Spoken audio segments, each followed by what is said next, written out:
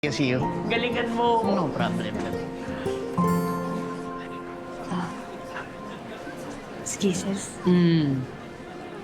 Sa tingin ko, nakapili na ako ng gusto ko. Si Bibo yan eh. Halata naman. Hindi mo lang talaga mapakawalan tong si Noli. Kasi matagal nang pinagsamahan niyo tsaka malapit mo siyang kaibigan. Pero ang tinitibok talaga ng puso mo is si Biboy. Biboy. Ayoko kasing masaktan si Luli. Oo naman. Pero maintindihan niya yung maniwala ka sa akin. At kung lalo mo pang patagalin, lalo lang siyang aasa.